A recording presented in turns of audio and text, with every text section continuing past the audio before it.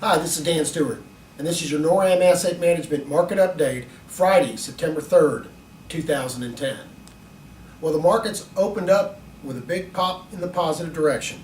The unemployment rate, although at 9.6%, came in right where analysts expected it. However, that number was revised upward a few weeks earlier when they realized unemployment was going up. The argument, more people coming off the couch and into the labor market. My question is, shouldn't those people have been counted anyway if they're not retired? Just a thought. In any event, the non-farm payrolls came out at negative 54,000, but estimates were for 105. Private payrolls added 67,000 jobs and estimates were for 40,000. So all in all, it was a good day and the unemployment numbers came out better than expected. The markets were very positive. The Dow was up double digit and then sold off during midday, but had a late day rally. The Dow ended up 127 points to 10,447. The S&P was up 14 to 1104, and the Nasdaq was up 33 to 2233. Oil was down 74 cents to 74.28. Copper was up a penny to $3.49.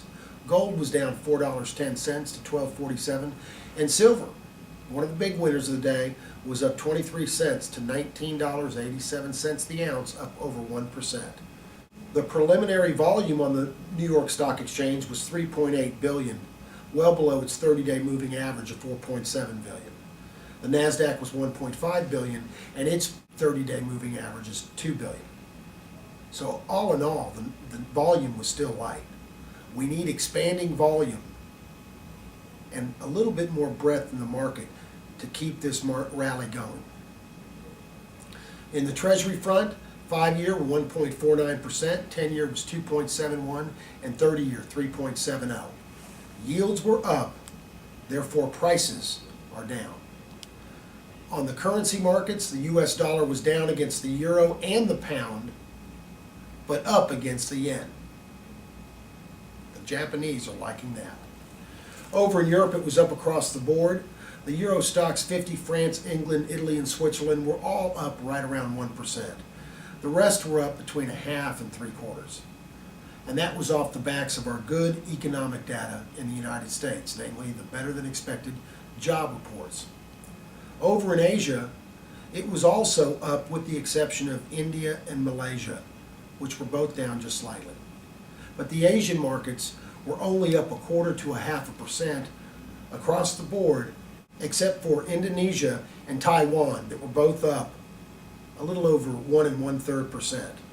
The recent decline in the yen has helped Japan and the Asian stock markets, although the Asian countries are starting to intervene in the currency markets because their recent gains against the US dollar.